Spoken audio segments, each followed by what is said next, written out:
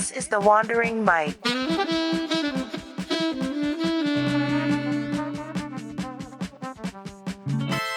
Welcome, everyone, to the Wandering Mind. Today I'm here with Andrew. Hey, Andrew, how you doing? Doing pretty good, man. Good to see you. Thanks for having me. Nice. This is gonna be fun. Of course, yeah, we already talked a little bit before we started recording, and yeah, I feel like it's gonna be a nice little conversation, and we're gonna have a lot of things to talk about. Oh, for sure. Yeah, I'm looking forward to it. Let's dive in. Yeah. Um. So how we always started off actually is I let the guest introduce themselves. So if you just want to give us a little picture of yourself, however much of you want to share at the get-go, just get us started about your life, your journey, anything you want to share. Sure. Yeah, absolutely. Yeah. Yeah, I was born in Marquette, Michigan, which is the upper part of the state.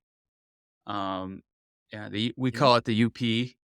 Um, and grew up in a pretty working class home. My dad's was a registered nurse at a maximum security prison, and Oh, my mom was a homemaker. And yeah, I grew up, you know pretty fairly normal, kind of, middle class. But there was a lot of we did a lot of things. Like, we were kinda, like, pretty well-rounded people. Like, my parents, wanted us to, like, take music lessons, but also we played sports, like, during the summer and that kinda thing. nice. And so, yeah, it was a pretty low key, as far as, like, other than, like, the harsh winters and stuff like that. It was, pretty low key. Um I grew up, my I was pretty we had music everywhere because my grandmother was a musician. My Mm, dad, played some guitar, and then we all of us I'm one of 4, si sibling I got 3 other siblings. There's 4 of us, and so we all played an instrument. And, like, we all went to music lessons and stuff like that. And, um you know, I tortured a piano teacher for 2 years, which was pretty daunting for her, I'm sure. I did learn a few things, but, it was not my, let's just say, taking classical piano was not my, calling in life, let's just put it that way. But, yeah, I was a big guitar player. I loved, guitars, everything about guitars, and also drums. I'm not very good at playing them, but I love them. That's kinda one of mm, the interesting. Well, I think I start it's interesting, like, because 'cause I'm primarily a rhythm guitar player, and I definitely pattern a lot of my strumming patterns after drums, for sure. And how I approach the instrument is definitely as a percussion instrument, more so than like like a melodic instrument. But right. yeah, I dabble in a couple of different, like I said, I took some piano lessons. So, like, I know enough to be dangerous, as they say. It's like kind of dabbling in electricity. You kind of know what to do, but at the same time you might get yourself in a little bit of trouble. So, in the studio, I'm able to, I play a little bit of bass and, like, synthesizers and some piano and that kind of stuff. I kind of, it's a lot easier than in a live setting where you actually have to know what you're doing most of the time. So, I stick to mainly guitars in the live setting. But yeah, I grew up a musician. I have, like I said, I have family members that are, and also extended family members that are musicians. My cousin is a percussionist drummer, plays tabla, which is a Indian, drum, uh, very Oh, specific, Indian drum. And, and he also plays, like, uh, drum kit and all that kind of stuff too as well, and other instruments. But he's primarily an educator, but he also does session work and that kind of stuff. And he was fortunate enough to record with Billy Strings, the bluegrass musician, and he got a Grammy for the Cool. his yeah his track. Yeah, he played on one of the tracks on the album Home, which is a pretty cool Right on. situation. So yeah, it was cool to see. I was like, yeah, that's my guy. It was Yeah. funny because because Billy's from downstate Michigan as well. There's a lot of really cool musicians from Michigan, and so I bought his record and I opened it up and I was like, oh, is this my cousin? Like, because I didn't even like, I didn't know that he played on the record, and so Mm, I called my cousin up and I was like, "Are you on this record?" And he's like, "Oh, yeah, man, I'm on this record." And I was like, "Oh, that's so cool." that's It was amazing. such a cool moment because I didn't even know, and I just bought the record because I liked the musician. So it's like and he lives in Michigan, and I live in New York, upstate New York, um, which is, yeah, about 6 miles away from, New York City, so I'm a little bit away from New York City, but I'm pretty close to Buffalo, New York, near Rochester, New York is where I live. And Right. so, like, so it's a very interesting, so we're, a little bit of ways, but yeah, so I give him a call, and I was like, "Oh, that's so cool. That's great." And then he ended up getting, they ended Billy Strings ended up getting the Grammy for, like, best bluegrass record, and so that was kinda cool. It was Wow. a really cool moment for our family for sure. So, but yeah, it was my cousin is several years older than me, so it was really neat growing up too because I could see how he handled practice and playing in bands and, because I would see his bands rehearse. Like, I'd go over, I'd be over at the house and they'd be rehearsing and stuff, and I wasn't cool enough to Right. hang out, but I'd see how they did things, and, I was a little pipsqueak around the corner checking things out, like that, so but, but yeah, super proud of him. He's a great musician, great guy, so it was cool to see that, that's like a 1 in a million kinda deal, so it's kinda fun when that happens. But yeah, so I moved from, Michigan when I was 14. My dad got a job, up here in one of the hospitals. He was a registered nurse. So, it was so what happened was he was in when I was born, he was working at, a maximum security prison, and then uh, Right. he transitioned to uh, he transitioned to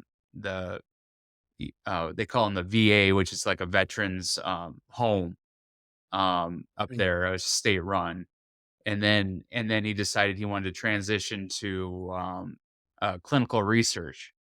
So one of the big hubs of clinical research is up here in near Rochester, New York. It's the University of Rochester. They have a hospital up there, so it's a teaching hospital. So it's kind of cool. So he got a job yeah. there, and so we moved here, and so I spent like my high school years and my college years up here. So yeah, that's how I got to New York. Yeah, via U-Haul, as they say. So yeah. So and then I started writing really like dabbling in music and writing really young. I was already like performing, like singing and that kind of thing. My grandma would take us to old folks' homes, and she played hymns and gospel music.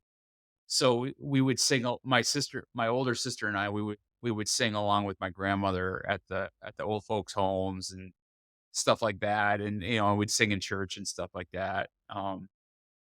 And so that's kinda how we got our start per se, started in the church and sang with my grandmother and then they'd have, like, little productions and stuff like that. We were always involved in that kinda stuff. So I started pretty young. I started singing publicly in front of people probably when I was 9. Um, Oh, wow. and then I started writing, literally, like, sitting down, like, being purposeful about it when I was in 6th grade. Um, and Yeah. then in 7th grade, I had this great, English teacher. He was like a humanities teacher. He would teach, like, social studies and, uh English and a few other things, and they'd call it humanities. That was his title or whatever as a teacher, and he really encouraged me. He said that I had talent and to work on, work on trying to, develop my writing skills. And so I was like, "Oh, cool. That, someone believes in me and someone, thinks that I have something." Yeah. Whatever, you're 7th grade, you have no idea who you are, let alone what talent is or whatever, it's just something you do. And so, Yeah. we were talking earlier about, before we came on, we were talking about sports, and one of the one of the biggest things about sports is, like I played soccer and basketball and baseball and, um, American football as well, and a lot of a lot of, uh, a lot of the work ethic that you get from that and working, especially if you're playing music, a lot of times you're in bands, so it's almost like being on a team, Right.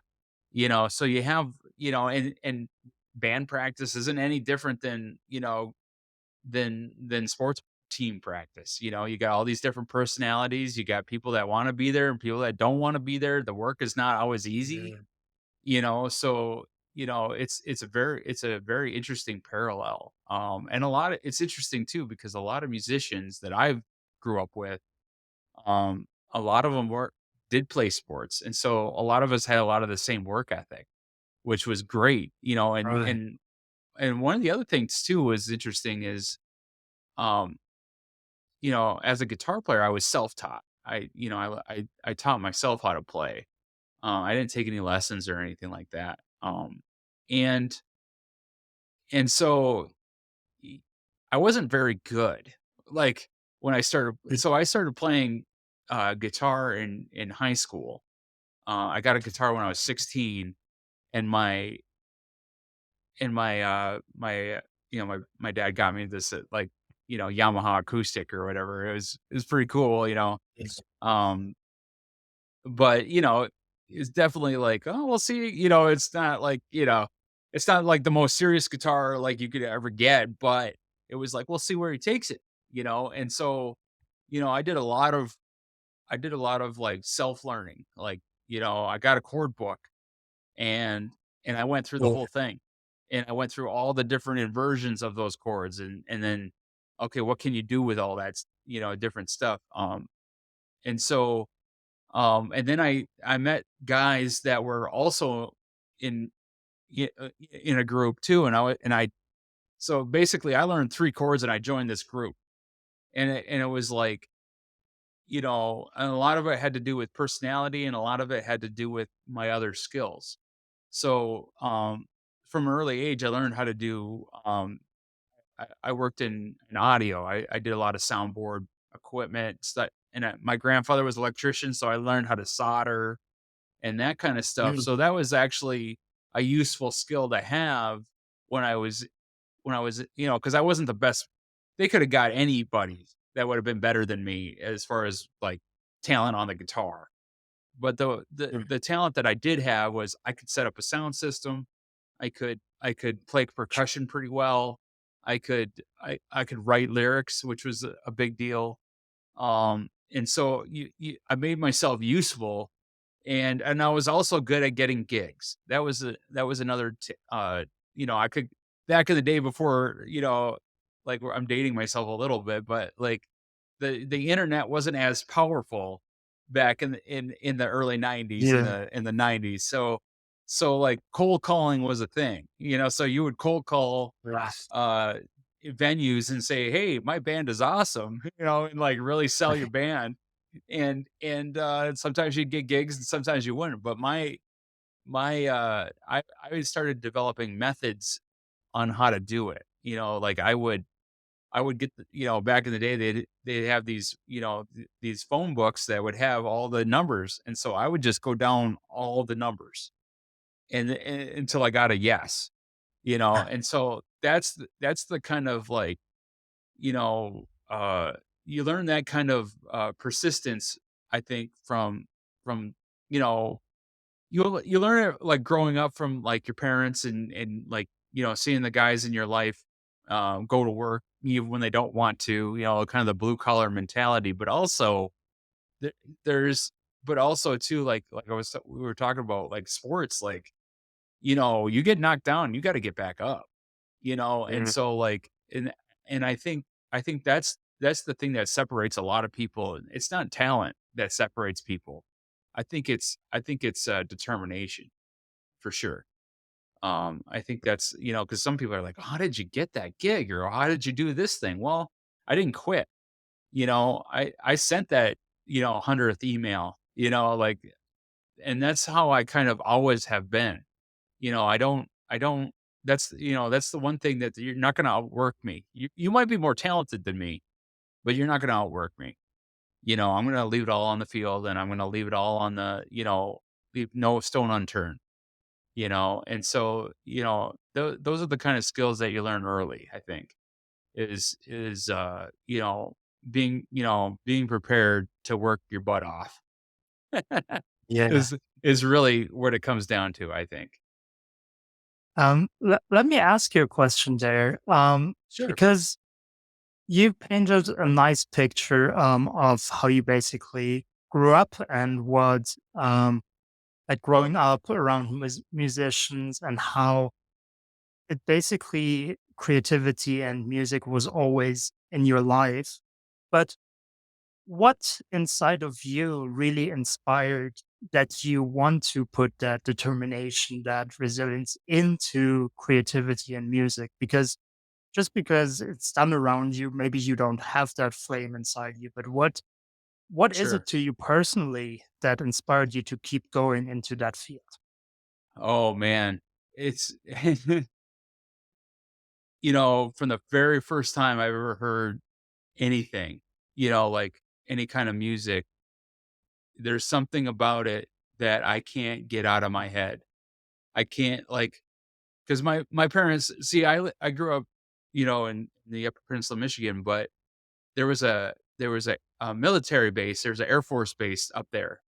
And so Mm. they would have the Air Force, a concert band. It was like, like a brass band. They would play like patriotic songs or, Right. some classical stuff and, that kind of thing.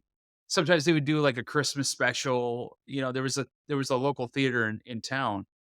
And I remember as a kid, we're talking like I said, 8 or 9, and just being blown away that you could actually do that. And like, these people, like the sound of it, like I've always been Mm.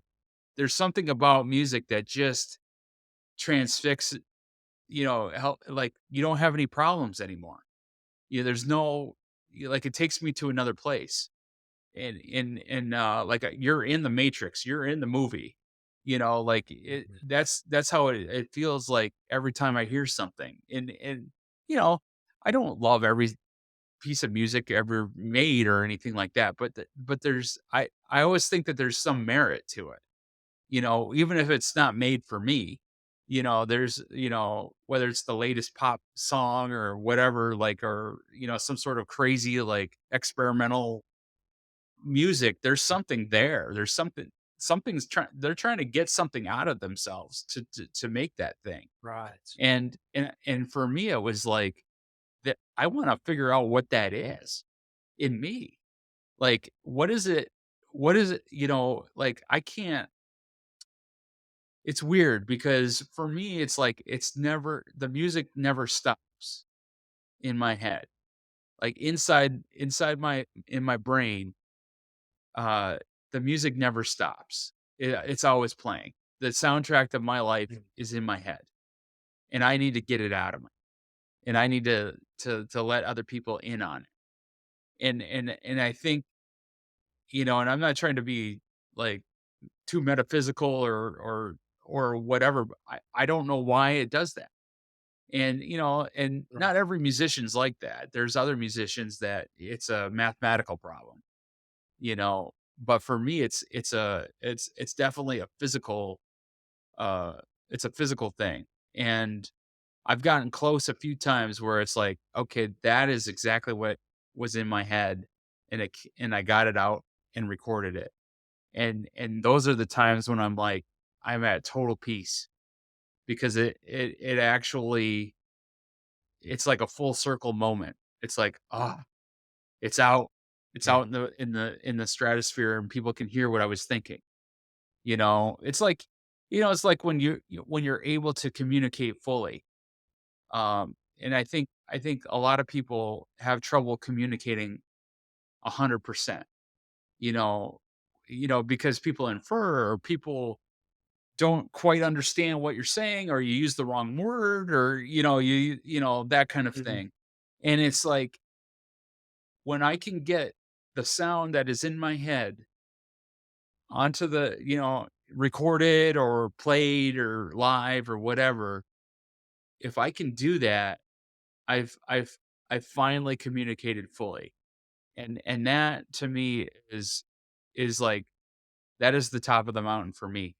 Like, accolades don't matter. Uh, you know, none of the like none of that stuff matters. What really matters is that I'm communicating correctly, and I'm communicating fully. And I think for me, that is the want to be understood is part of the creative process for me. And to be able to be like, this is, because I don't think I've always felt um that I was able to communicate with my words as well as I'd like to. And my music is the way that I've been able to, like, fully get whatever emotion that I have, or how I'm feeling, or how my day is going, like, all that kind of thing. All that kind of stuff is like, it really, um that's the thing that kind of drives me. Um and it's fun. Like, Yeah. for me, if music is all work, then no one would do it. Like, Mm. it's a fun pursuit. Like, I love it. I absolutely love it. I can't imagine not doing it. Um, and until I'm physically unable to do it, I will do it. And then I'll try to figure out a different way to do it.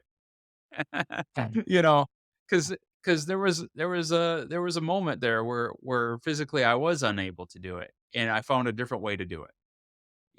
And so that that was,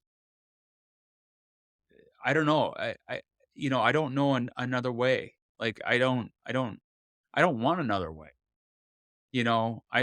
I'm fully my biggest ambition in life was to be a record store employee and play music full time. You know, that was my ambition, because because I knew I'd be fully at peace the whole time, no matter how much money I made, no matter what, like that.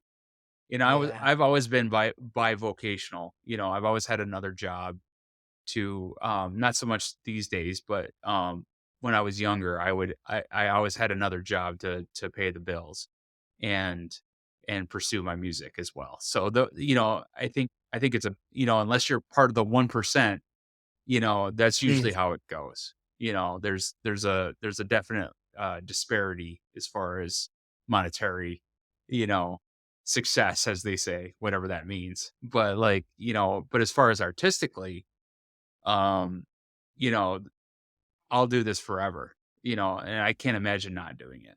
You know, it's a, it's my lifelong pursuit, for sure.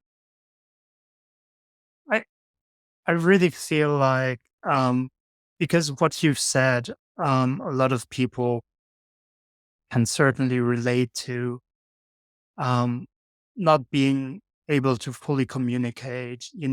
Might it be some frustrations that we have and not really having an outlet for those frustrations, those emotions, whatever they might be.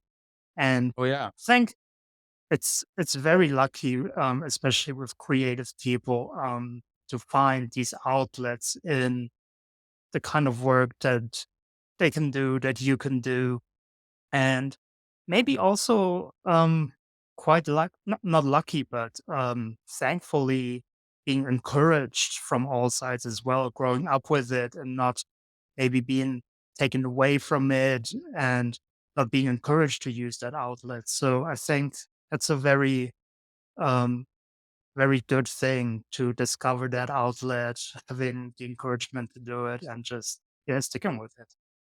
Yeah, it's very fascinating because, in my, a lot of in my upbringing, there was a lot of, you know, there was a lot of I don't know how to say this succinctly, but it was like, you know, it was people wanted you to do it for certain purposes. Like, people wanted me to play music in the church only, that was a Right. thing. And so that wasn't my goal. My goal was to universally communicate.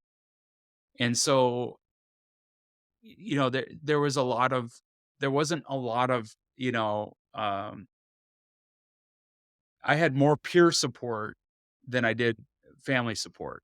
Let's just put it that way. Like, as far Right. as like my pursuit, my friends were the ones that pushed me and encouraged me, and I was Really. super lucky to be able to play with guys that were way better than me. Like, I'm telling, Yeah. like, top tier musicians, and they taught me everything. My band that I was in when I was in high school was foundational and essential. Like, and it's funny because it was a four-piece band, and as far as I know, at lea or five-piece band, it was five-piece, and as far as I know, at least four of us are all still playing music. And Oh, so, wow. it's like that to me means a lot because they put me in a position to be like, push me and keep me accountable, but also include me in something and say, "Hey, you got something. Let's refine it. Let's do it," you know? And Really. without them and a couple other people, in the music scene, up here, I I'd be working at Starbucks, man. Like, not doing music, not knowing that I could even do it, or, whatever. Um, and so I'm indebted to them for helping me get through that and navigate that and helping me in those formative years for sure. And then, I mean, I already had the ethic, the work ethic. So that made it easier, but Yeah. but as far as like the support, um, those people in that band, they were the ones that were like, "You got something. You need to Mm. pursue this. You got it." And particularly, and I'm still best friends with him to this day, Daniel Bennett. He's a great saxophone player. He tours the United States. He's based out of New York City. Nice. He's crushing it, and he's doing a great job. And he's a jazz. He plays primarily jazz now, but back in the '90s, ska was big. Punk rock was big, and hardcore and all that kind Right. of stuff. And that was music that was accessible to me because I was able to play that kind of music. And so it was interesting because, he also is a very good, talented guitar player as well. So it was really great because then we could swap songs. We co-wrote a bunch of stuff, Oh, so I cool. was able to learn forms and things that I wouldn't have known had and he had taken lessons. And so he like So we spent a ton of time together, learning together, and also like him teaching me stuff, not necessarily like, "Hey, sit down, I gotta teach you something," but like, Mhm. when you're in a room with a guy that's way better than you gotta pay attention. So that was a big, Uh, um, that was a big thing, and so I would ride my bike to his house, and then we'd bust out the guitars and start playing, and I have to a big shout out to the Bennett family for putting up with all the noise that we were making. So it was mhm, like, you know, they they embrace, it's like my second home, like, that's where I lived mainly, and we played for hours and mhm, really honed our craft, and he's always been super supportive of my thing, and I've been super supportive of his thing, and, like, because after high school, it's like a big deal, everybody goes off to their own colleges, and it's hard to keep a band together and that kinda thing, and there was other people in the group, and they have all, played some music too, and they're crushing it as well, but as far as original music and stuff, Daniel and I, really pursued that to the fullest extent that we can, and, it's a big deal, and, you know, I couldn't I wouldn't be anywhere without him, that's 100% true, and so, it was really not I was blessed to have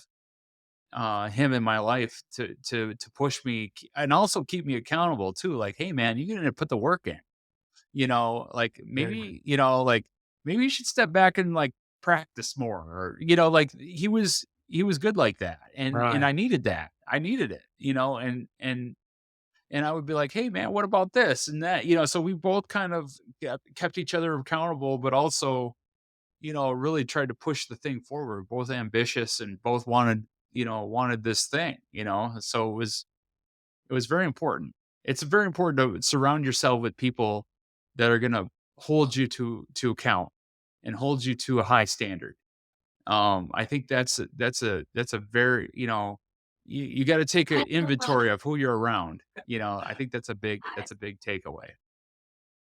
Definitely, I couldn't agree more. And yeah, it's cool to see that you had these positive, like productive friends, or that one For friend in sure. particular, early on that you helped each other like on your Oh yeah. journeys there.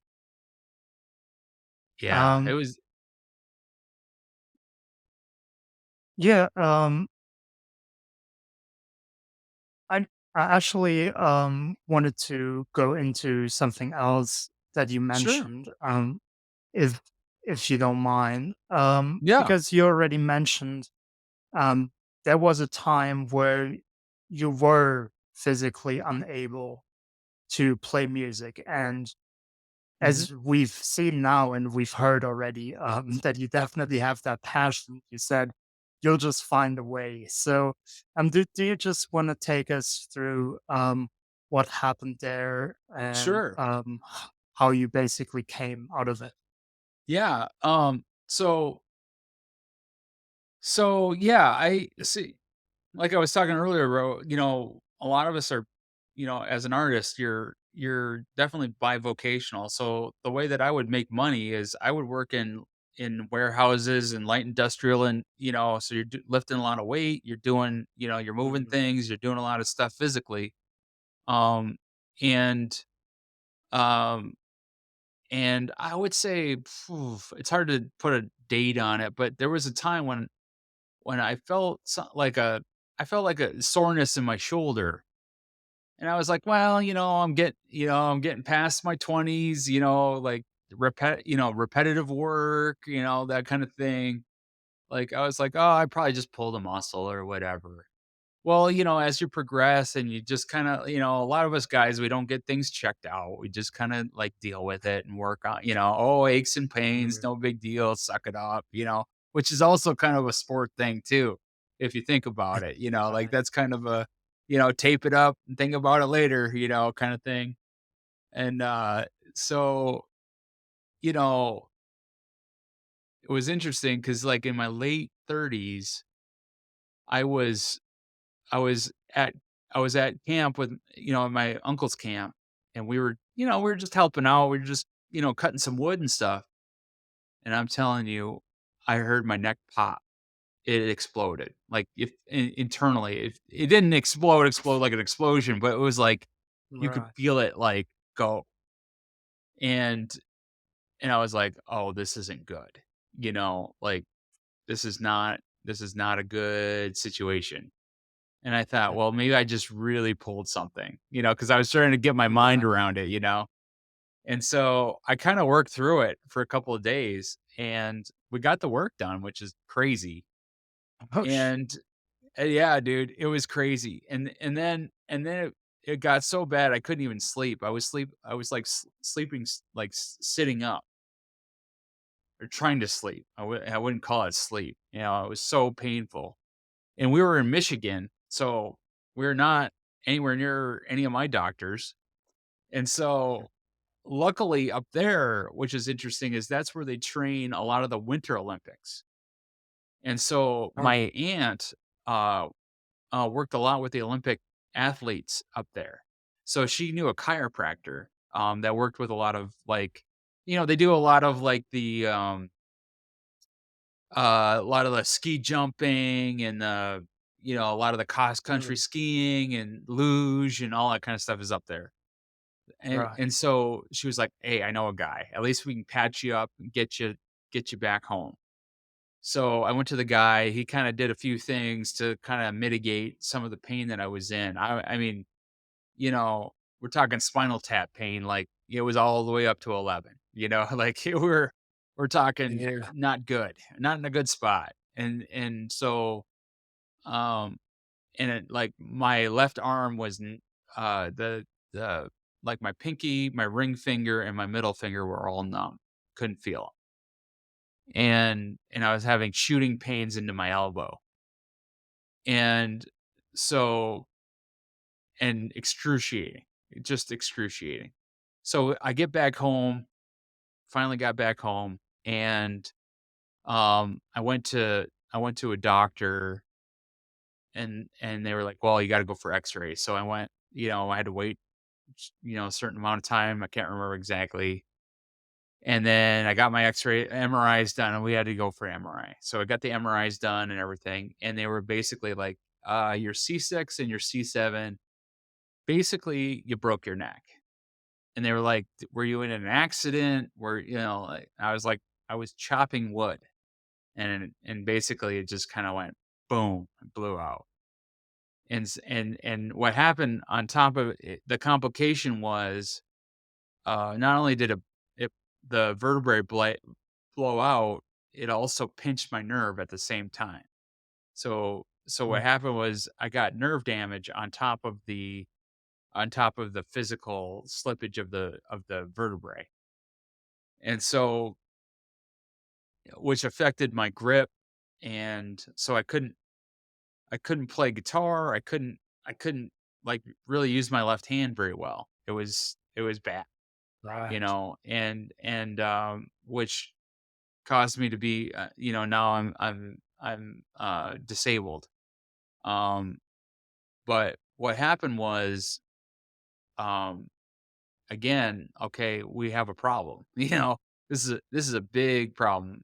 Not only I can't work Yeah. anymore, I can't play music to process my problems, or process what I'm Okay. feeling. I can't communicate, which is a big deal to me. And so Yeah.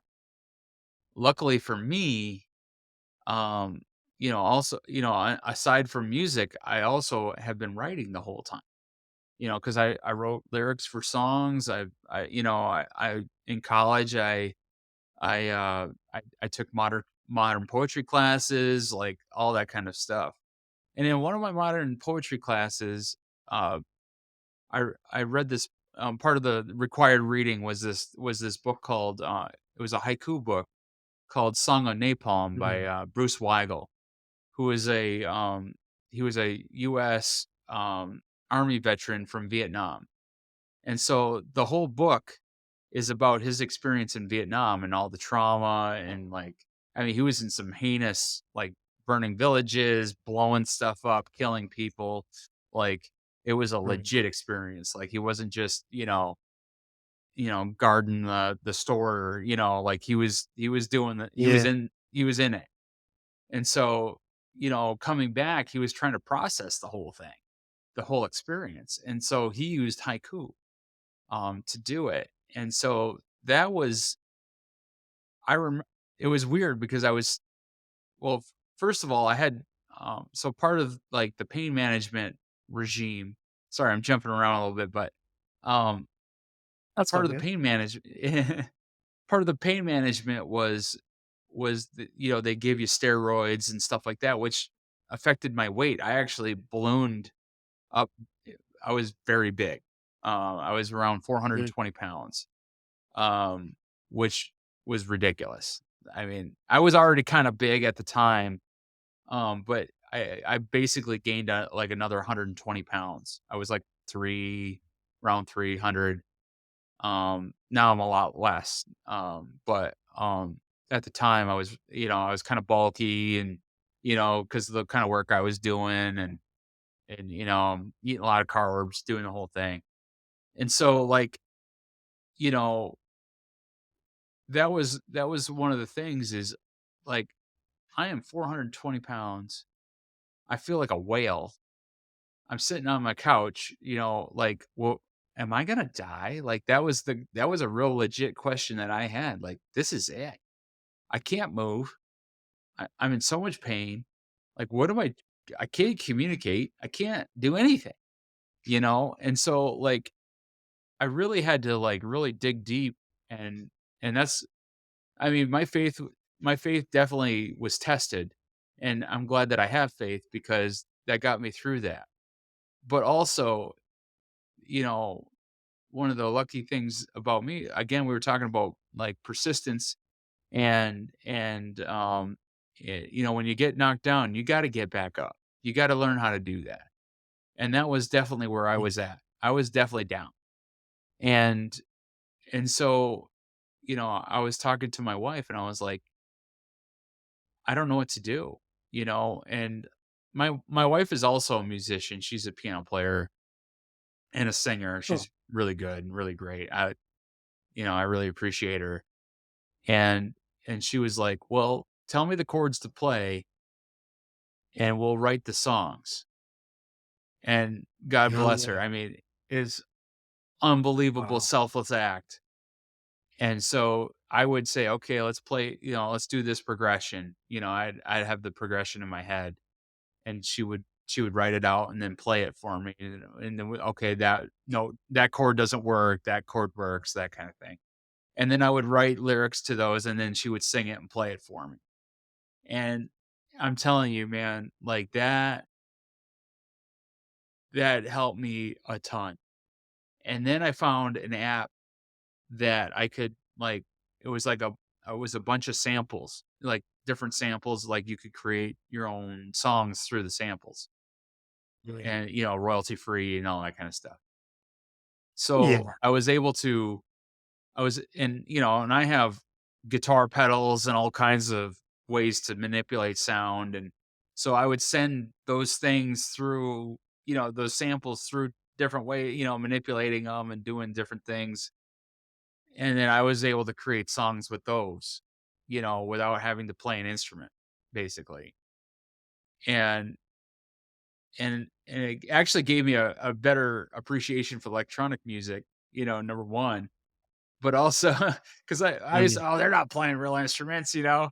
But there's something to it that Yes. really, like, we used to dog on them a lot, which I don't do anymore.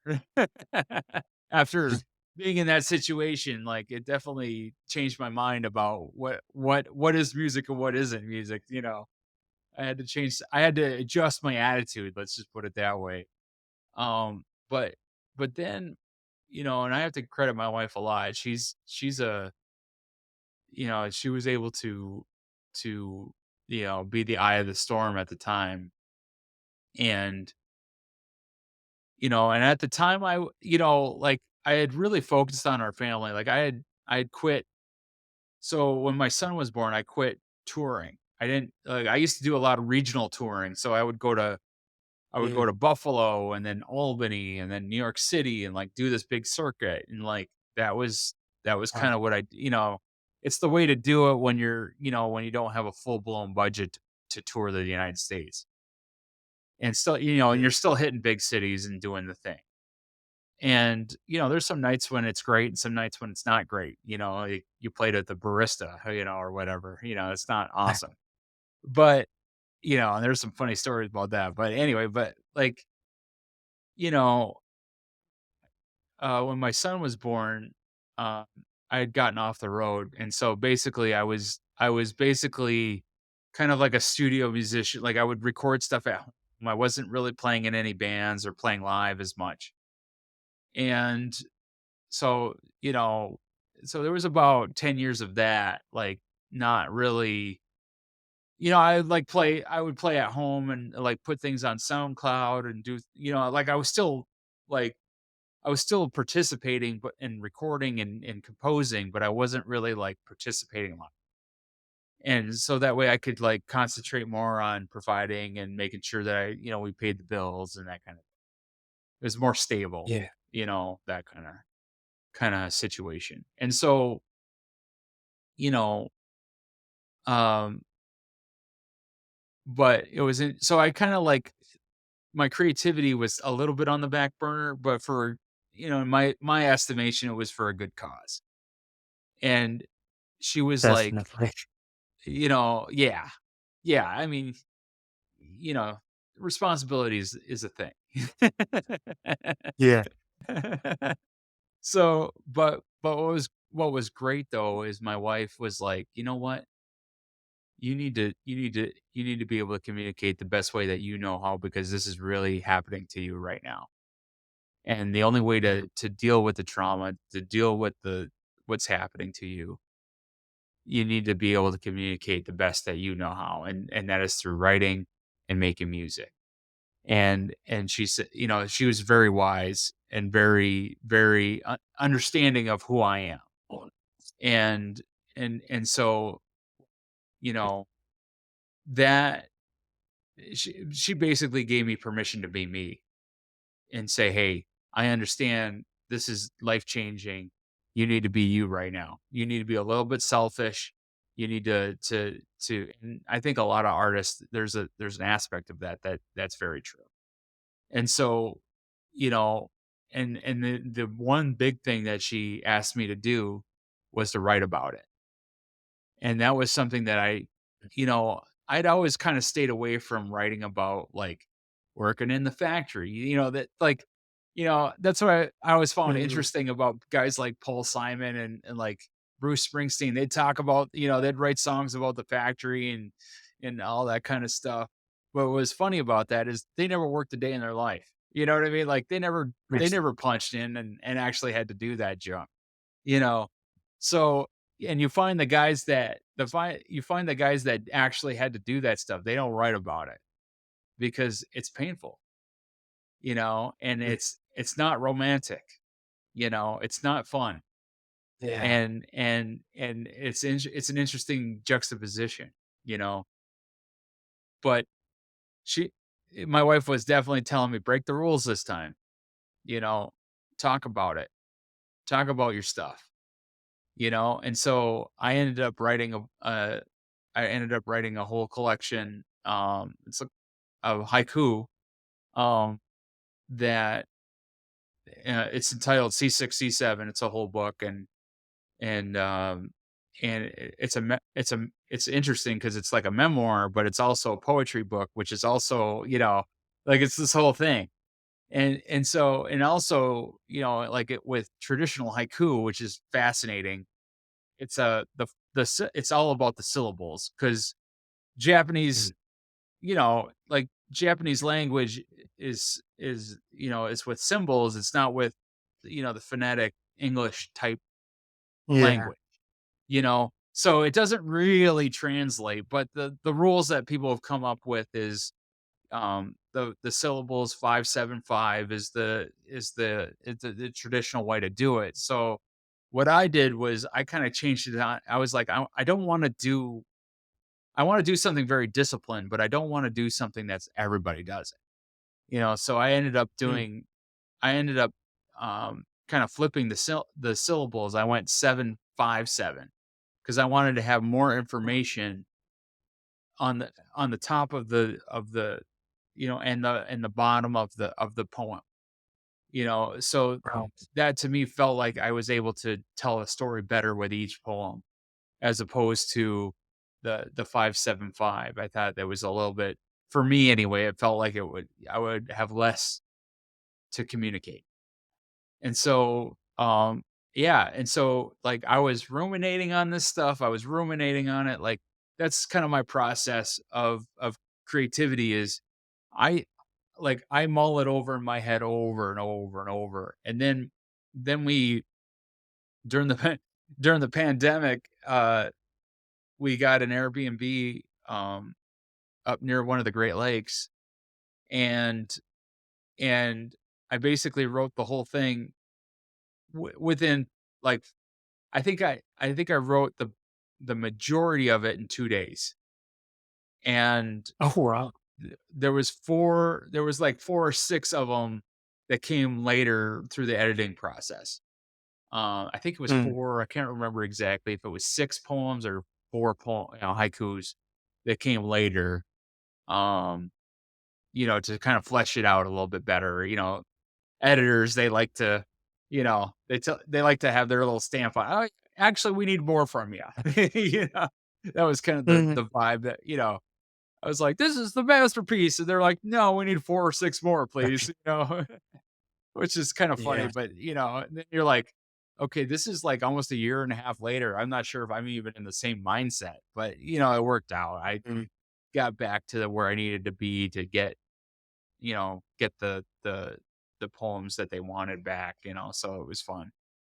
But but it was one of those deals where you know, you, you write the whole, it's almost like, Jack Kerouac, and, he would write some of those books in one setting, basically, minus the speed. I didn't take any speed to do, I didn't take any performance enhancing drugs to do this, it's not my mindset, but I know Jack liked to do some of the fun stuff and, write in 1 day and 2 days or like a whole week, and he's like, at the wheel, but that's not necessarily my style, but it kind of same kind of thing. But it was weird because I wrote the bulk of it and I basically cried afterward, because it was so cathartic. It was so, like, it was finally a burden that was gone. And that was, I think, to me, that was the most important part of getting it. Okay, this happened to me. This is how I feel about it. The worries, the concerns, the unknown, the known, all the different things that happen when you're in a crisis situation, you know, like, who are you when everything changes? Who are you? What are you doing? How do you combat all that? And so that was the Mhm. first step. I think writing that book was the first step of my recovery process. And then also kind of coinciding, but also a little bit later too, is the physical therapy, the occupation. I did physical therapy, occupational therapy, and then trying to find out, like, what are the things that I need to maintain my life to make me functional again. And I still have down days. There's some days that are better than others, but yeah, there's some physical challenges. But overall, um, I was able to get my guitar playing back, which is big. And that That's was a great. whole different thing too. Like, and I credit my wife again. She really pushed me because I wasn't even gonna, like, I just thought maybe I'd be able to strum a few chords at home. Like, that's all I was Mhm. aiming at.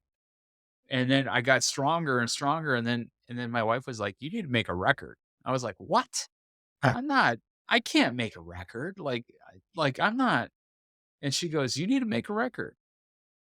You need to do that."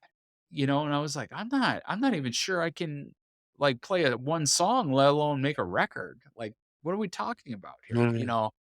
And luckily, there was a local producer, engineer guy, he has his own studio at his house, and he cut me, like he said, "Hey, pay me $100, you can record for 8 hours." And I was like, "Sold."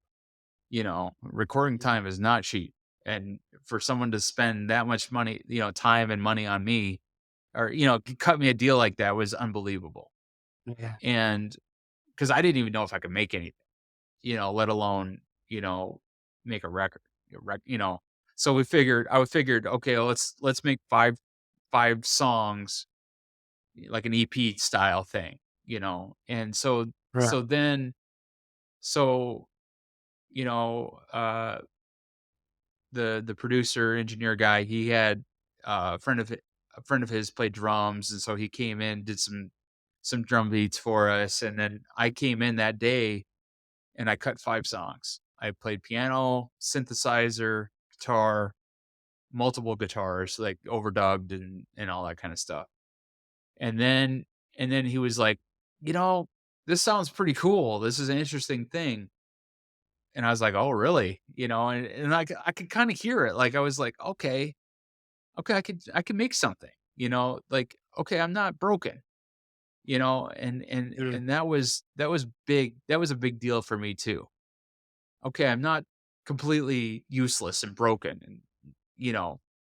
So then he also knew a cello player. Her name is Melissa, and she came in and did it for free, and like totally blew my Mm. mind, and just really invested in the project for nothing. Like, just did it.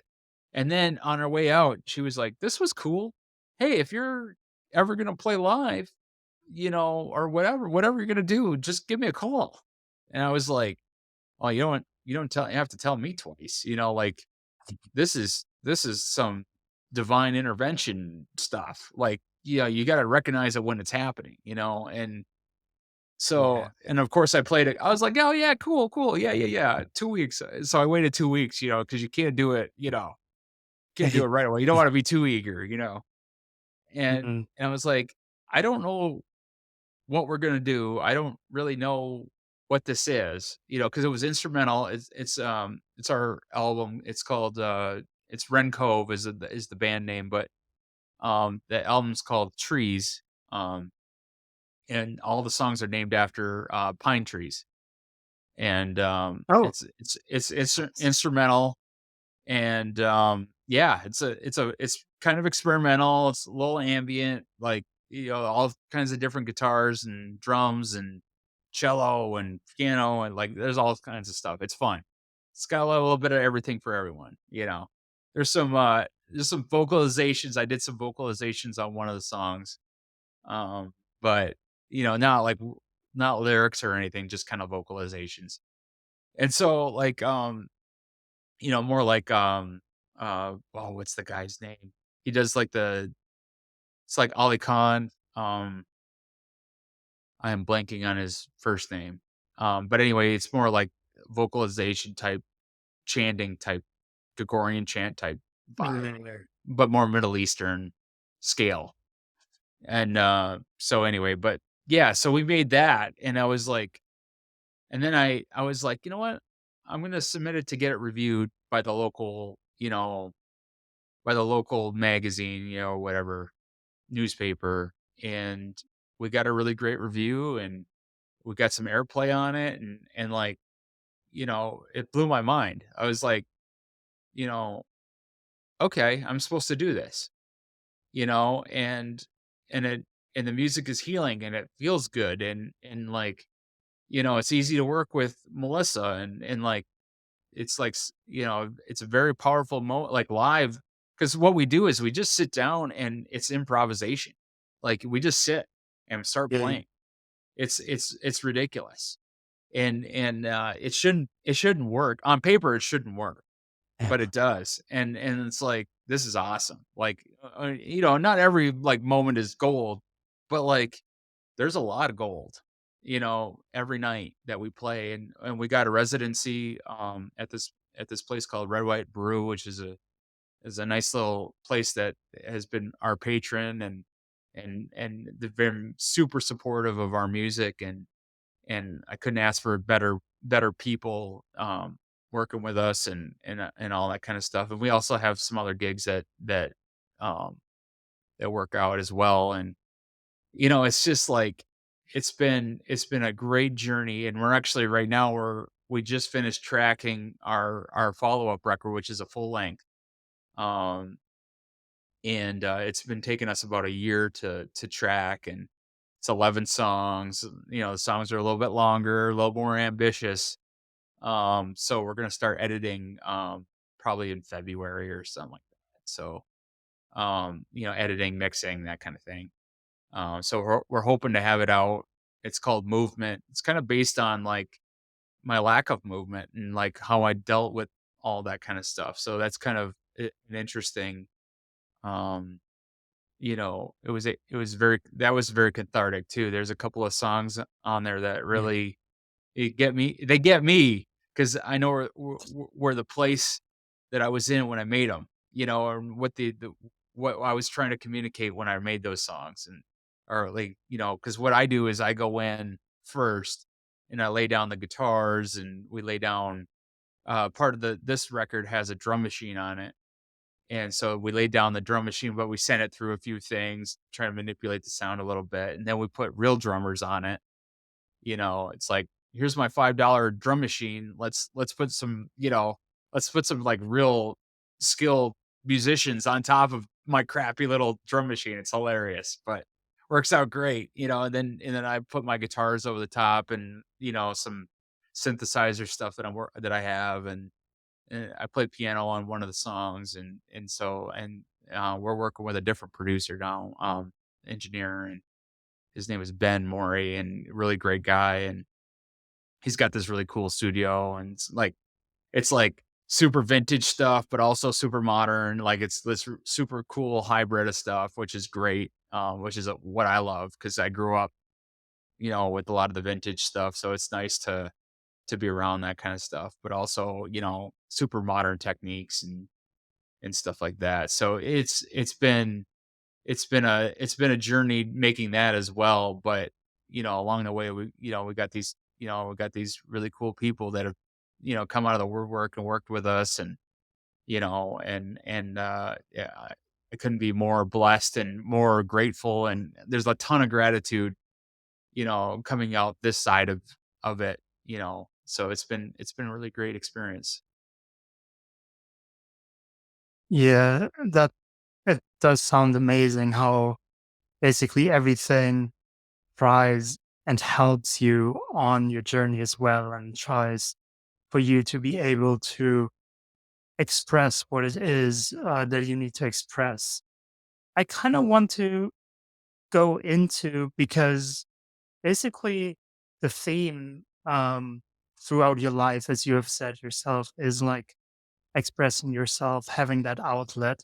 And I want to go a little bit more into the two recent outlets that you just mentioned. So maybe first about the haikus, because Yeah. like you've said, haiku, and I'm a big fan of poetry. I love poetry, and I have written like maybe two or three poems in my life as well, but it's just for myself. So I Yeah, yeah. do love to consume poetry though. And um, as you've said, the haiku always stood out because of the discipline, because of Yep. how you need to really know what you want to say, because there's like a really stringent format to it.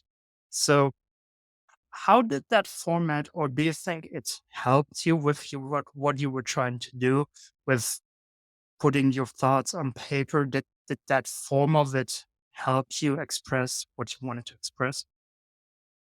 Yeah, it's interesting because, like I said, reading that book, Song of Napalm, really it's interesting because I had forgotten about it. Like, it totally, like, you read a book in school and it's like, "Oh, whatever," "Pass that grade, let's get out of here," you know? Like, and then it's like, Mm, 15 years later, you're sitting in a bad spot and and it just, like, comes to you. And I remember I don't like, it was weird because it wasn't like there was any specific poem, but it was like the tone of the book came to me. mm, And when my wife was encouraging me to write, I was thinking, free form, just like this whole thing. And it was like it was too big. It was too daunting because there's too many options, and right. so and so like and so I dug out that book. I had, because as along with the syllabus, you buy all the books that go with it and all this stuff.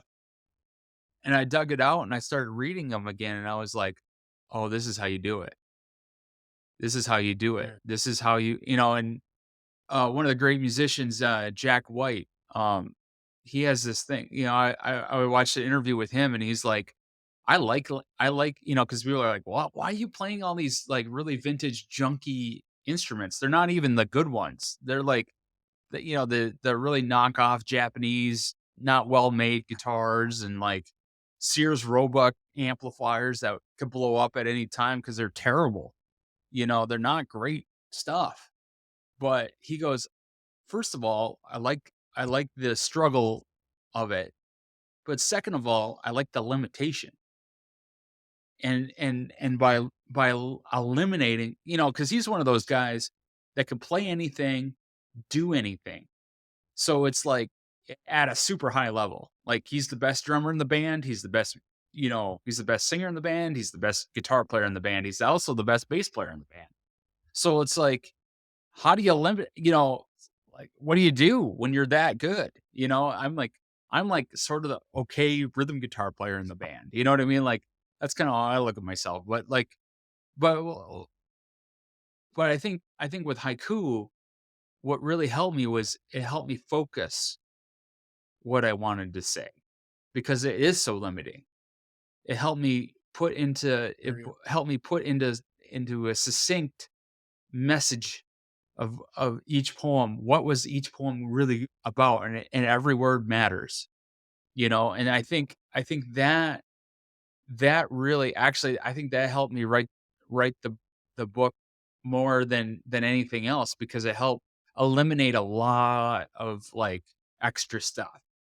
Like a lot of like extra overthinking, like analyzing, because you only got so many syllables, man. You got to make them all count. yeah, And so, I think that really helped me.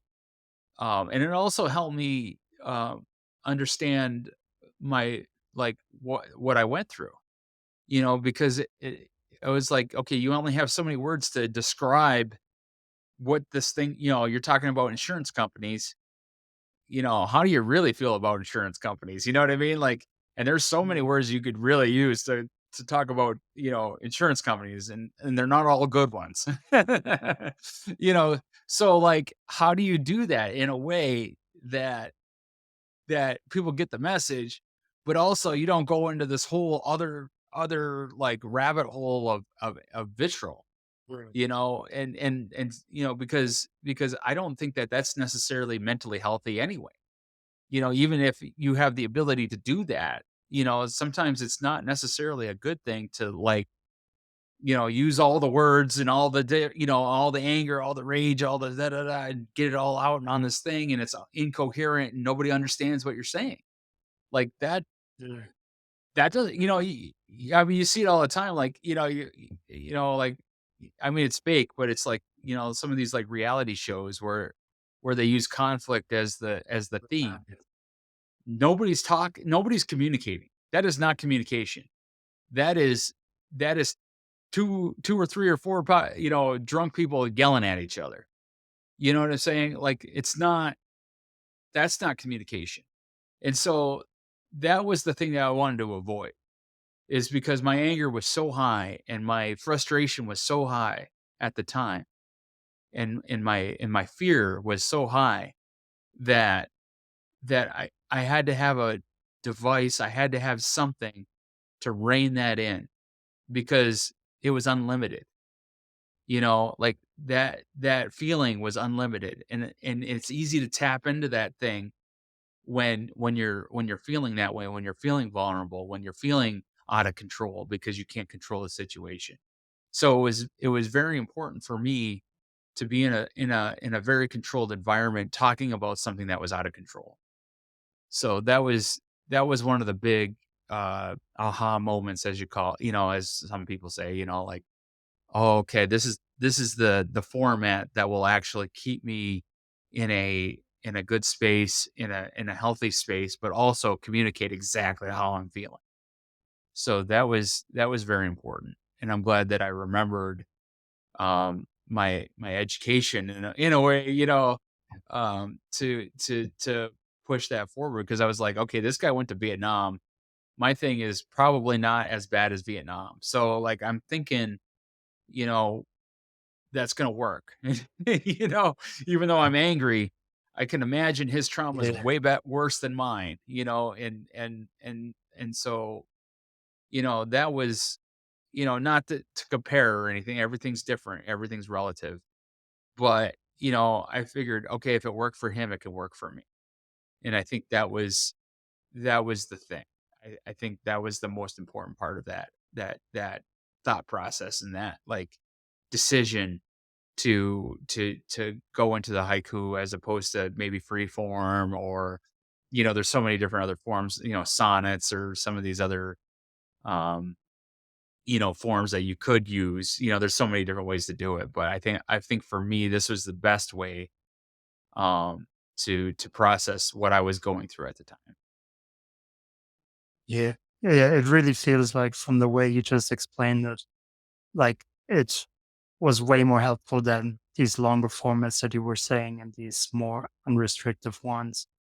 Yeah, Um, so those were the output you basically used words. And if I didn't just misunderstand, the new music project you said is more instrumental, right? that's So correct.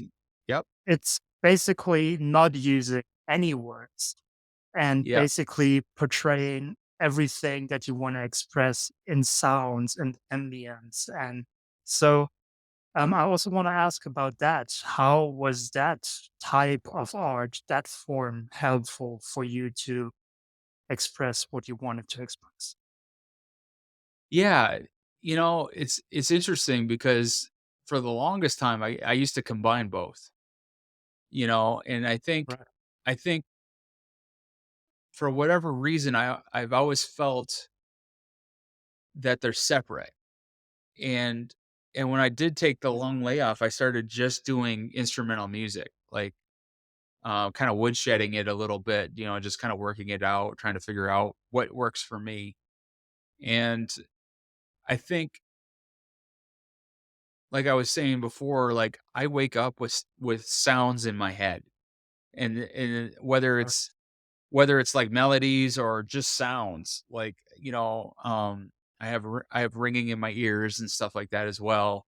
Um, but also, working in factories and stuff, there's like so much ambient sound around you with the machines, with the zhun, zhun, zhun. And then like when you're working, it's almost like a rhythm. You're working to those machinery rhythms and stuff like that. So like I still have a lot of that going around, floating around in my head, and like all this different, stuff.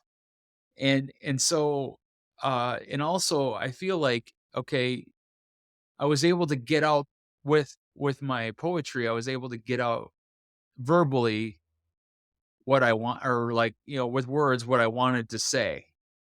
But I think I wanted to be able to emotionally say something as well. And I think music has always been an emotional release for me.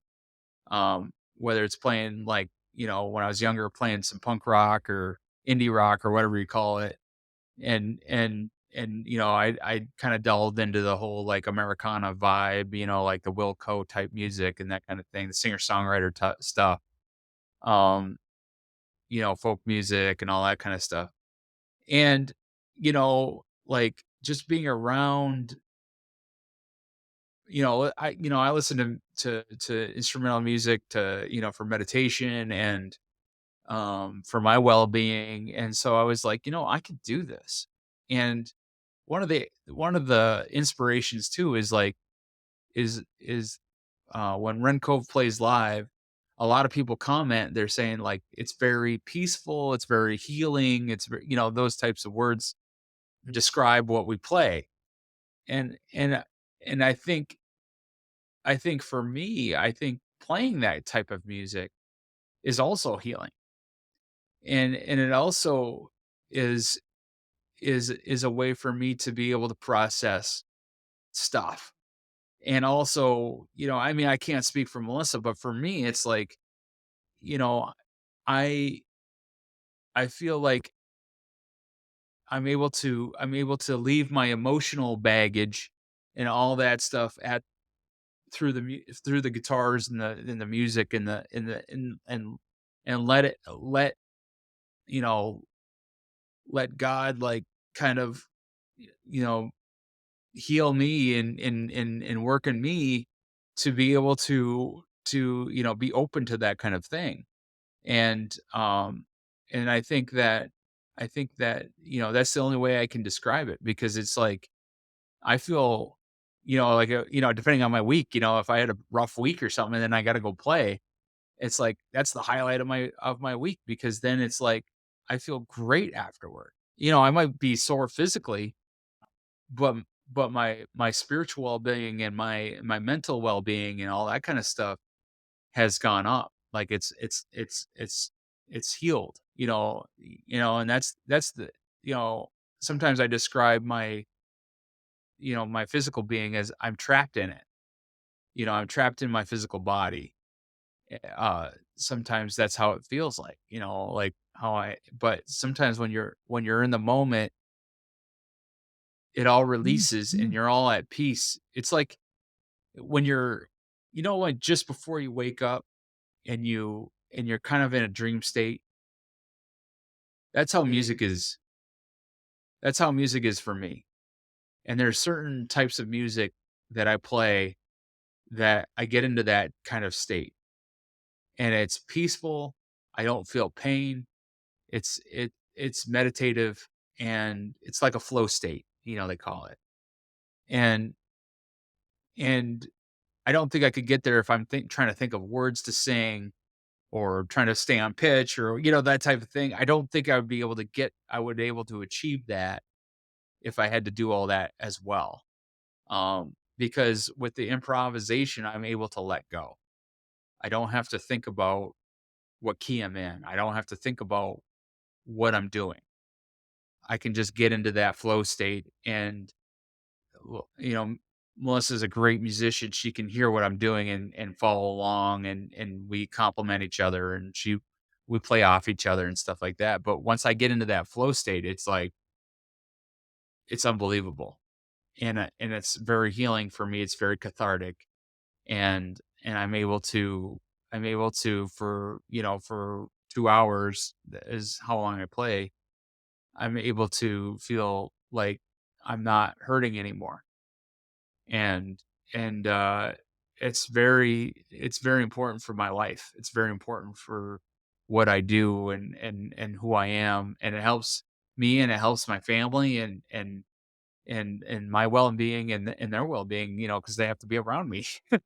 you know so it's, yeah, like, yeah, I mean, that's just as important as anything else, and so, I mean, I have the most supportive family. I couldn't say more about my son and my wife, and they really support me and really, um, put me in the best place to win.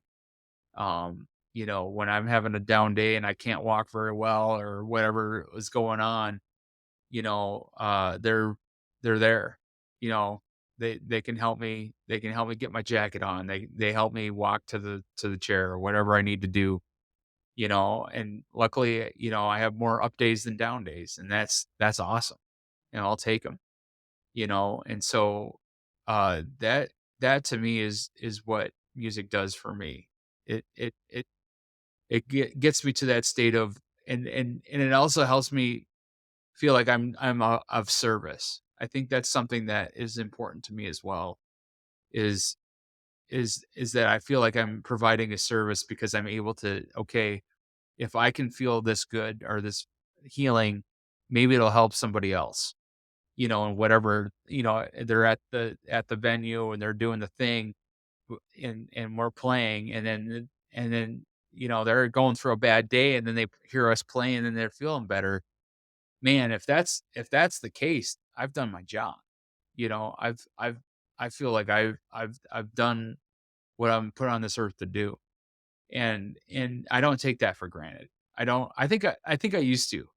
I think it was more about me, like, look how cool I am, or like, all that kind of stuff. And I think going through this and really taking stock in what's important, I think I've been able to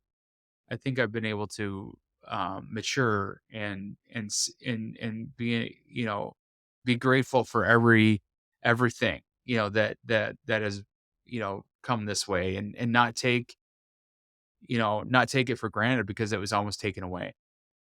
And I think that is a place that, I don't wish it on anybody, but if you can experience, you know, the gratitude that I have because of that because of the experience, I think if you can experience that type of thing, you're better for it. I really do. And I feel that way. I feel more gratitude now than ever because I've been able to come through on the other side, a little singed, but not broken, and I think that is the most important, thing, that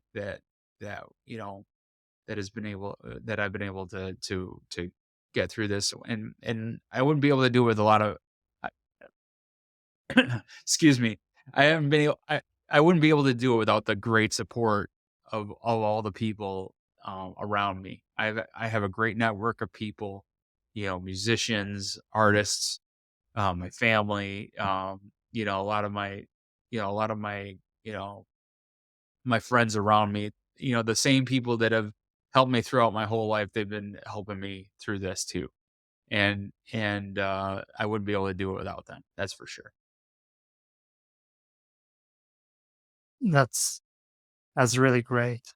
Um, and it really shows in this conversation and everything that you just shared with us in your journey that you're in a place personally and musically where you're doing something meaningful, you're doing something, you found something that you're doing. I usually ask, always as the last question, a little bit of an outlook into the future.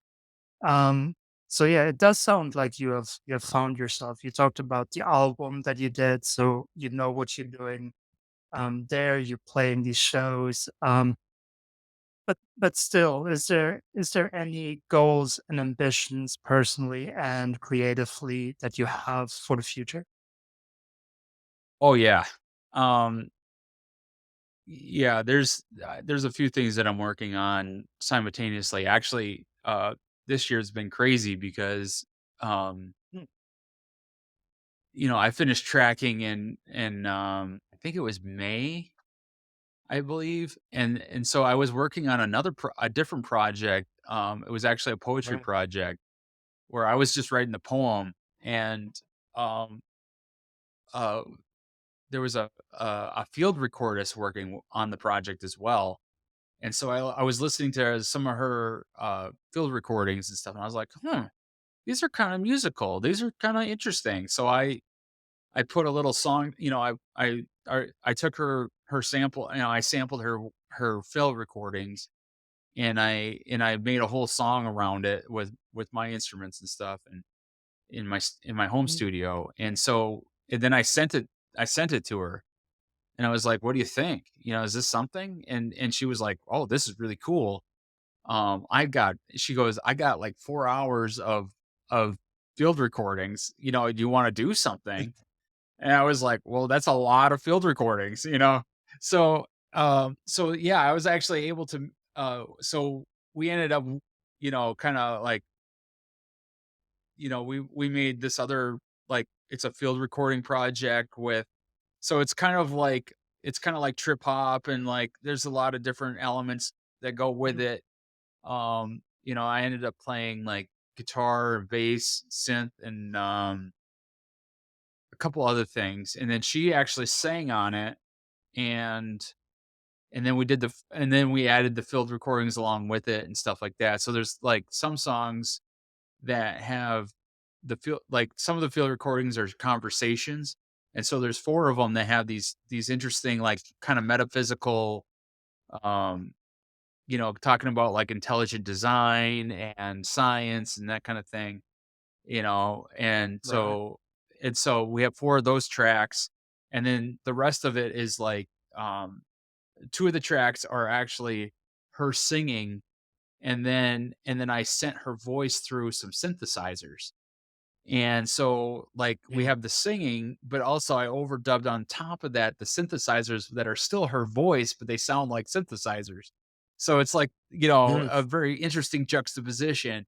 And then the other ones are, like, more like instrumental that I did, and then she would have, like, birds singing, or, like, traffic and that type of thing. So we would mix those Mm. things, those elements together. And so that, um, we don't have a release date or anything for that yet, but that actually is done as well. And so, Cool. my band Ren Cove we have this record that we're finishing, but we also have 2 other records that are actually in Oh, planning wow. stage. Yeah, we're like 4 records out, I and we don't know if we're, like, gonna retire after or what, but, like, that's kind of that's kind of how the I don't know why, but these 4 records have always been there. It's kind of fascinating. So, Mm. so we're gonna make those 4 records and then see where we're at. It's kind of the Right. juxtaposition of that situation. But, like, I think the main thing for me is to keep working, and know when to rest. I think I have a tendency to overwork, like, Mm. with music and stuff like that. And so, sometimes it's good, like, when the work is there, you need to do it, but also there's an element of rest that needs to be done too, so that you have experiences, so that you can go back into it and then have a Right. fresh perspective. And I think I'm trying to learn that, because the work has been so fun and so, rewarding, I've been having, balance issues as far as, like, knowing when to rest, when not to rest, when to work really hard, when not to work really hard. So that's kind of like the thing that I'm working on right now is balance. The word of the year would be balance.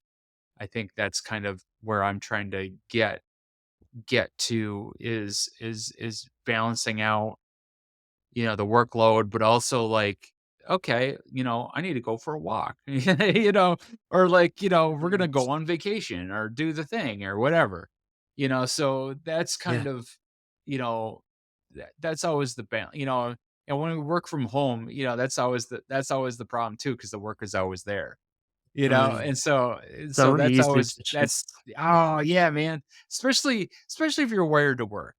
Like, some people can, like, "Oh, I'm just gonna dabble, do this little thing, and then go do something else." I'm like, "I'm in it for hours," like, I get mm. lost in it sometimes, and so, like,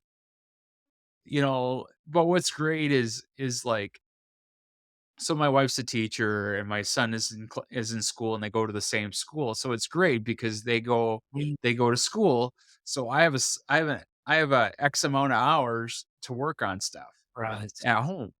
And so, which is great because then it's like I work on something. Hey guys, check this out. The thing that I worked on today. It's like show and tell at the end of the day. So it's kind of fun that way. And then the deal is I have all my stuff I got to clean up afterward. You know what I mean? So, like, So I have to make sure because the way the studio is kind of in the living room, so I actually kind of have to like pick up the Yeah. studio, put it away, Right. and then we're all set. You know what I mean? Like there's peace in the house, so that's kind of a good thing. But that's the deal, like that's actually a good thing because then I have to be purposeful. I have to know, okay, this is important to do, so that's kind of the interesting thing is like right now I'm trying to slow down a little bit, like with the holidays and everything, like okay, let's be present, let's be in the moment, take care of everyone, and then we don't, like I said, we don't start mixing until February. So I think other than like live shows, I'm not going to be doing a whole lot of work as far as that, like from the home studio yet. I think we're going to try to take it easy and then try to just focus on finishing the album movement, the release stuff. There's a lot that goes along with all that. So we're going to try to focus our my energy on that. And that's the other thing too, is I always have to like really take stock and inventory on how much energy I have. So this last I feel like this last year has been about like doing the work, and now this next coming year is about you know releasing the work, letting it go and doing its Right. thing. And so that's kind of kind of the season that I'm in. And also um I have a poetry book that's about done. There's about I have about 60 to 65 poems. And I'm Oh, working, wow. like just kind of working on and that's over like, I didn't write it overnight. That's not something those have been worked on for probably like I would say like 3 or 4 years. So that's like, I Yeah. don't want people to have "Oh, I just crank it out, no big deal," like, just do that, I'm not a machine, so, like, but yeah, I mean, I'm writing all the time, but, like, yeah, I do a lot of, like, "Okay, is this really good?" Like, and the Cool. other thing, I don't write on computer. I actually write, in a notebook. I'm a notebook guy. Because Right. when I was back in the day when the computers weren't great and they didn't have cloud support, um, Mm. I actually had a computer crash on me and I lost everything. So we're talking like 500 Oh, sure. sets of lyrics and poems and all kinds of stuff. So like I was like, I'm never doing this again. Yeah, I was able to recreate a couple of things, but like for the most part, I lost everything. I was like 19, 18, something like that. And so I write everything in hard copy, as they call it. So like, and then I do have some things like if I'm gonna work on something, I put it into the computer and that kind of stuff. Like I'm not a total luddite or whatever, but but yeah, I try to you know write at least one thing a day.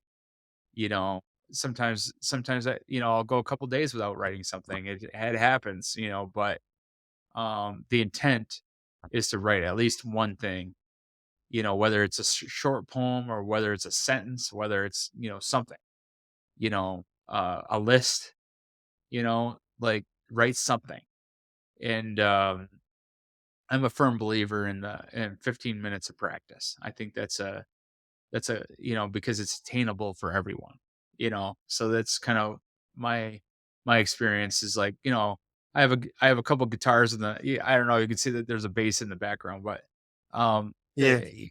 like I have a couple guitars that are out and on purpose because then I can just walk around the house and then I'll pick one up, play a few chords, play something, or just kind of noodle around, find something that's interesting, whatever, and then I'll be like, "Okay, I gotta remember that or write it down or whatever." And so that's kind of my process is like, have your tools available. It's like you can't use the tools if you don't know where to find them. and so that's kind of one of my things, maybe it's my blue collar upbringing, but you gotta know where the socket wrenches are, you know what I mean? So, that's kind of, you can't throw them if you don't know where they are, so, that's kind of a thing that I think about, and, if you know where your tools are, then you know how to use them, make sure that they're maintained, make sure that, that way you're in a good place, creatively, and when they're around, you're more if they're out and I mean, they're not like the most pristine, this is not my, 1953, Gibson SG or something. This is like, you know, my 1970s Epiphone more like, I keep it out because if it gets hit, no big deal, so but it's available Right. and it's open and it's in tune and I can play it, and that's kind of the most important part is that it's available and that it's open to being played, so that's kind of I think that's the most important part of being creative too is like have your tools out, have them ready, you know, be ready to use them, you know, and I think that we can all draw from that, like, whatever it is that you do, like, my wife is a piano player, but she also paints. She has a workstation upstairs that's where she paints. She does her watercolor and all that kind of stuff. She has her tools out. And if she wants to do it, she'll sit down and do Mm. it, and it's there. It's ready to be used, and I think there's more to that, for the most part. I mean, like I said, I have most of my stuff, like my studio aspect, but that's just the recording stuff, you know. Like I could pull that out at any moment, at any time, if I really need to. And so, that's kind of, that's the trick of it, or I'll book a session at a recording studio, because that's just Yeah. as important too, to be at a place that's, conducive to doing that, or have an engineer, because that way you're not worried about Right. being the engineer, that kind of thing. So that's also a positive thing if you could do that, if you can afford that and do that, that's awesome. Luckily I'm in a spot right now where I'm able to do that. I haven't always been able to do that. So that's why we have the home setup as well. Um, but sometimes, they both kind of combine and you do both, and you combine them both, that works out great too. So anyway, but I think for the most part, yeah, have your tools out, be ready to use them, and then go to work, and that's when the magic happens. The magic doesn't happen if you don't be purposeful in what you're doing. I think the happy accidents happen when you're working. That's for sure. Yes. Um, yeah, Andrew. Well, we could probably do this for hours more. But we've covered so many things. No, I really feel like it because we can just talk about everything. Oh, for Um, sure. but we've covered a good sum. We did a great job of painting your picture, showing your journey, showing where you at, and yeah, having you share all your experiences and advice. Um, so lastly, if you just wanna tell us, and I'll put all the links in the description as well. Sure. So for the people that wanna find you online, find your Yeah. stuff, where can they do that? So, you can find my book, C6, C7 on Amazon, Barnes& and Noble, all the normal, A-books, all the normal, distributors. You can check out the music. It's, rencovemusic.com. We're also on Bandcamp. You can check our stuff out on Bandcamp as well. Rencove is WRENCOVE. And also, I also have a SoundCloud page where it's not just Rencove, but it's also some of my personal stuff. We're also on Pandora and Spotify. All those, you can check us all out there. My SoundCloud account is Andrew Cloninger. So just, Cloninger is CLONINGER. You can check it out. Um, and, yeah, check that, because there's all kinds of different, things. I wrote some stuff for, like, animation. Um, there's, Mm. some other different, just kind of earlier works that you can check out. Um, I just did a thing for, during Thanksgiving. I just did a piece because it was Thanksgiving, so I just recorded a real quick piece. That was fun, at the house, and, just because I can. Yeah, it was great. Um, you know, uh, yeah, because my wife and my son, they had to go out for an errand, so I was like, "Okay, how quickly can I record something while they're gone, and then see what I can come up with, that quickly," because I knew they weren't gonna be gone very long, so it was fun. It was a fun little exercise, so you can check that out on SoundCloud, and, we have official releases there, but also on unofficial releases and stuff, like, just stuff I'm working on and that kinda stuff. Yeah, so those are the main spots, that you can check us out, and if you're in the, Rochester, New York area, we play Red, White, and Brew, and also we have various other places that we're playing. So check us out, and the website, rencovemusic.com. That's where, all our shows are, and you can check, all the links are through there. We have a YouTube channel with live stuff on it, and you can check everything out. And the live the band camp is actually called Basement Factory Music, on Bandcamp, and also the same with, YouTube. It's, if you look up Basement Factory Music, you can check out, all our different, stuff on there, because it's not just Ren Cove. There's, my band with my wife called Terraplane. We have a song on there, and, another, like, instrumental jazz, more jazz oriented, group that I'm in called, Indigo Bunting. We also have some live stuff on there too as well. So yeah, if you want to check all that stuff out, that'd be awesome. Uh, Thanks again, Mike, for having me. This has been really fun, and I can't wait to do it again. Cool. Definitely. Thank you, Andrew, as well, for your time and just sharing all this with us. And yeah, it was a pleasure. Thank you. Yeah, thanks. Thanks so much.